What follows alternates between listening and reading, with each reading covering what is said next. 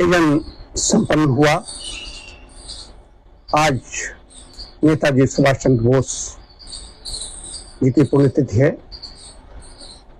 18 अगस्त 1945 को ताइपे से जो बम्बर जो यान था उसमें बैठ करके जा रहे थे वो क्रैश हुआ।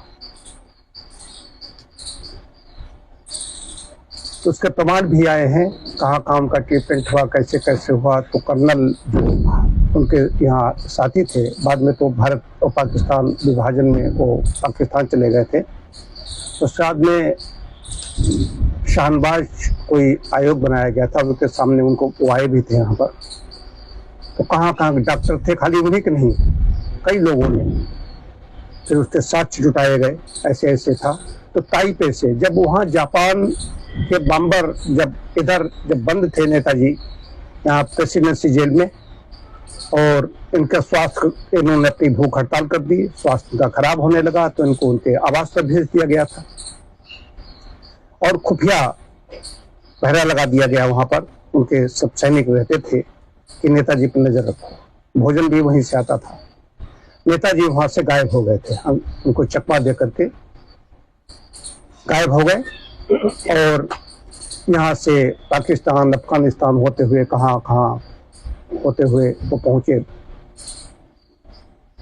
हिटलर से भी उसमें मिलना, बड़ी लंबी कहानी है। पनडुब्बियों में कई महीने की यात्रा पनडुब्बी में, वो ऐसी यात्रा इसमें लेटे रहो, हाथ पैर भी हिलाना मुश्किल है, व्यायाम नहीं कर सकते। भोजन ऐसा उनका, वो ये तकलीफें हैं जीवन में। जब कोई ऐसे मार्ग चलता है तो वहां पर ऐशो आराम तो नहीं हो सकती, और यहाँ पर रहकर को काम नहीं कर सकते थे। लुई फिशर से अपने साक्षात्कार में महात्मा गांधी ने कहा था कि वो देशभक्तों के देशभक्त हैं।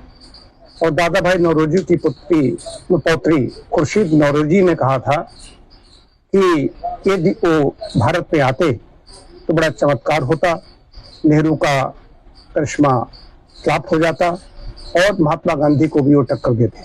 ये उनके बारे में कहा गया था। वहां के अखबारों ने लिखा था कि वो भारत के जॉर्ज वाशिंगटन है। लेकिन खुफिया तंत्र जो लगा रहा कि कैसे गायब हो गए यहाँ से, सबसे बड़ी कहानी है।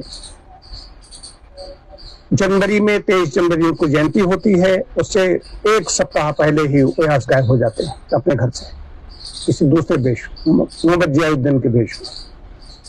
कहाँ से दिल्ली पहुंचते हैं अपने भतीजे शिशिर बोस के साथ में, वहां से गोमो से दिल्ली से फ्रंटियर मेल से आते हैं, पहुंचते हैं पेशावर।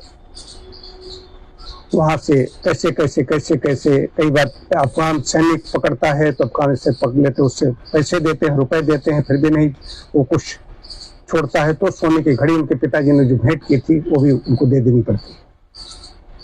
ये तो कहानी बहुत है उनके बारे में। लेकिन मुख्य बात यह है कि उस बम्बर में जो क्रैश हुआ उसके बाद में पीछे से कोई रास्ता नहीं था। कर्नल हबीबुर रहमान बताते हैं कि पीछे से कोई रास्ता निकलने के लिए नहीं था।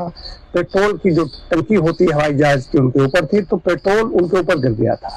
और जब वो वहां से यात्रा से आए थे, सिंगापुर से होते हुए ताइपे पहुंचे थे, कि जापान के उधर जब बमबरशक जो गिरा रहे थे, बम गिरा रहे थे वहां, तब इधर ये कैद थे, यहाँ से निकल करके जापान गए।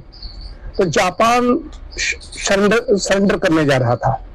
जापान सरेंडर करने जा रहा था तो नेताजी को सिंगापुर से क्या किया जाए, सरेंडर कर रहा है तो नेताजी को सुरक्षित वहां से निकाला जाए। तो सिंगापुर से ताइपे पहले कभी जापान के कब्जे में रहा होगा, तो उनका आपस में फिर भी सांस्कृतिक आदान प्रदान सारा सब ठीक था। तो ताइपे के यान से, जापान का ही यान था, ताइपे से कहा जापान उससे बैठ करके निकल रहे थे कहीं दूसरे उसके लिए कि वहां तुम पहुंचो और तक सुरक्षित रहे। तो वही पेश हुआ।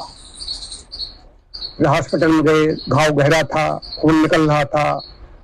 वो जो कर्नल हबीबुर रहमान अपनी बताते हैं, बाकी और डॉक्टरों की भी है, भाषा नहीं समझ पा रहे थे।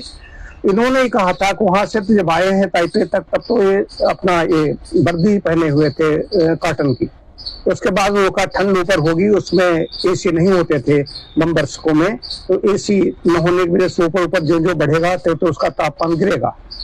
हर इतने 1000 फीट की ऊंचाई पर हवाई जहाज जब ऊपर पहुंचेगा तो इसका टेम्परेचर नीचे गिरेगा। तो उन्होंने स्वेटर पहन दिया था। जब क्रैश हुआ तो पेट्रोल से भीग गए, आगे आग लगी हुई थी, आगे उस यान में आग लगी हुई थी, तो वहीं से जब निकले तो आग पेट्रोल पे और इनको पकड़ दिया। बाकी लोग सुरक्षित थे, लेकिन इनका स्वेटर तो सब जल रहा था, लेकिन खड़े थे, किसी और देख रहे थे। घाव हो गया था, सिर में घाव था। तो ये सारे प्रमाण दिए गए। उनका दांत बाद में, उनकी अस्थियां, उनके परिवार वालों ने भी इसको स्वीकार किया था। हालांकि भारतीय मानस उसको स्वीकार नहीं करता है। ये लगता है कि नेताजी कहीं प्रकट हो जाए, कहीं आ जाए, कहीं ऐसा हो। कई बार गुमनामी बाबा यहाँ पर और लोग भी चुपचाप रहते थे, उनके बक्से में मिला, उनके पैसे ऐसे मिले।